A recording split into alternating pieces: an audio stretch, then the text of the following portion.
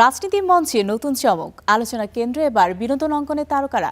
সংরক্ষিত নারী আসনে নির্বাচনে অংশ নিতে এগিয়ে এসেছেন জনপ্রিয় সঙ্গীত ও নৃত্যশিল্পীরা। কে কে আছেন মনোনয়ন দৌড়ে, আর কেনই বা তাদের এই রাজনৈতিক আগ্রহ? ত্রয়োদশ জাতীয় সংসদের সংরক্ষিত নারী আসনে নির্বাচনকে ঘিরে সরগরম হয়ে উঠেছে রাজনৈতিক অঙ্গন। আগামী 12 মে অনুষ্ঠিত হতে যাচ্ছে এই নির্বাচন, যেখানে অংশ নিতে এরই মধ্যে শুরু হয়েছে মনোনয়ন দৌড়। আর সেই দৌড়ে এবার এগিয়ে আছেন সঙ্গীত শিল্পীরা। নয়াপল্টনে বিএনপির দলীয় কার্যালয়ে জমা পড়েছে 7 শতাধিক আবেদন, যেখানে রাজনৈতিক নেতৃত্বের পাশাপাশি জায়গা করে নিয়েছেন বিনোদন অঙ্গনের পরিচিত মুখরাও।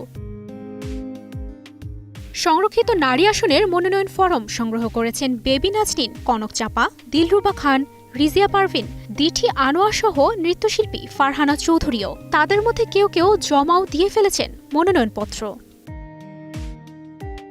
প্রথমেই থাকছেন বেবি নাজনীন। সংস্কৃতি রক্ষা এবং আদর্শিক রাজনীতিতে বিশ্বাস থেকেই তারই অংশগ্রহণ বলে জানান তিনি। দেশের সংস্কৃতি রক্ষায় সবাইকে একসঙ্গে কাজ করার কথাও উল্লেখ করেন। অন্যদিকে রিজিয়া পারভিন জানিয়েছেন, নারীর উন্নয়ন এবং সাংস্কৃতিক অঙ্গনের নিরাপত্তা নিশ্চিত করাই তার লক্ষ্য। একইভাবে কনক চাপা তার দীর্ঘদিনের সংগ্রাম ও বাধার কথা তুলে ধরে জানান, রাজনীতির মাধ্যমে মানুষের পাশে দাঁড়াতে চান তিনি, বলতে চান মানুষের কথা, সেই সাথে তুলে ধরতে চান শিল্পীদের সমস্যাগুলোও। মনোনয়ন দৌড়ে থাকা অন্যান্য শিল্পীরাও তুলে ধরেছেন নিজেদের পরিকল্পনা ও লক্ষ্য।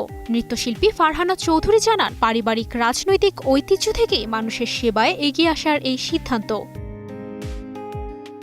রাজনৈতিক বিশ্লেষকদের মতে তারকাদের এই অংশগ্রহণ নির্বাচনে যোগ করেছে নতুন মাত্রা। জনপ্রিয়তা, সাংগঠনিক অভিজ্ঞতা এবং দলীয় আনুগত্য সবকিছুর সমন্বয়েই নির্ধারিত হবে চূড়ান্ত মনোনয়ন। গান থেকে রাজনীতি, তারকাদের এই নতুন যাত্রা কতটা সফল হবে তা সময়ই বলে দেবে। তুবাইশি বুশরা, স্টার এন্টারটেইনমেন্ট।